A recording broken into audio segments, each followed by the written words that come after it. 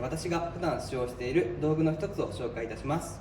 これは日置製のデジタルマルチメーターです。直流、交流、周波数、抵抗をこの1台で全て測れるとても便利な測定機器です。普段の業務の中では主に点検時に使い、機器の異常の早期発見のために電圧を測り、基準値に収まっているかを見ています。以上、より設産電機の中村でした。